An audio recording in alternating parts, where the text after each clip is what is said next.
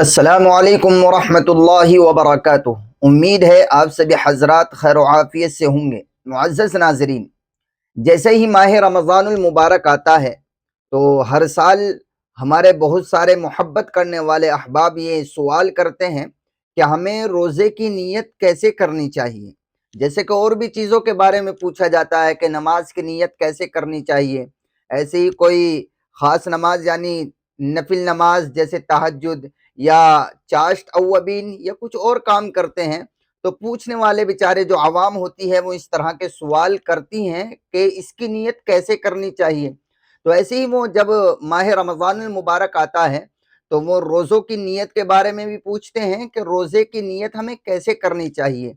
तो देखिए, हमें वही बात जो दीगर चीज़ों की नीयत के बारे में बतलाई जाती है वो हमें यहाँ भी अप्लाई करनी चाहिए और यहाँ भी उसको पेश नज़र रखना चाहिए कि नियत करने के लिए जिस तरह नमाज की नियत करने के लिए ज़बान से कहना ज़रूरी नहीं है, तो ऐसे ही रोज़े की नियत करने के लिए भी ज़बान से कहना ज़रूरी नहीं है।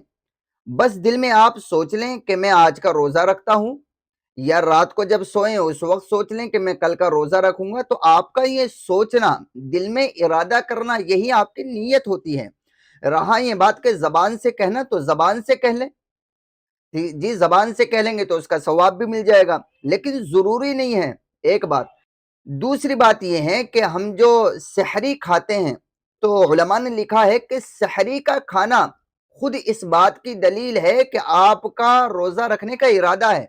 यानी जब आप सहरी खा रहे हैं, तो सहरी खाना खुद ये बतला रहा है कि आप इसीलिए तो सहरी खा रहे हैं कि आप रोज़ा रखेंगे, तो यही सहरी खाना ही आपकी नीयत हो गया। तो इसलिए ये जो दिमाग में एक सवाल रहता है कि रमज़ान के रोज़े की नियत कैसे करेंगे, ये सवाल बिना बात ही लोगों के दिमाग में, अवामुन्नास के ज़हन में घूमता रहता है। बस दिल के इरादे का, दिल में ये इरादा आना, दिल के अंदर इस बात का आ जाना कि मैं कल का रोज़ा रखूँगा, यही तो नीयत है। और वो उस इरादे को पुख्ता कर लें। ऐसे ही सहरी का खाना ये इस बात पर दलील बनता है कि हाँ, हमें रोज़ा रखना है, तभी तो हम सहरी खा रहे हैं। तभी तो हम सुबह को उठ रहे हैं 3 बजे। अगर रोजा ही नहीं रखना होता तो 3 बजे उठकर कौन खाना खाता है। तो इसलिए हमें अच्छी तरह ये बात समझ लेनी चाहिए कि रमज़ानुल मुबारक के रोजे की नियत करने का कोई खास अलग से कोई तरीक़ा कार शरीयत ने मुकर्रर नहीं किया है कि हाँ, उस तरीके से हम रमज़ान की नियत करेंगे तभी हमारा रोज़ा दुरुस्त माना जाएगा।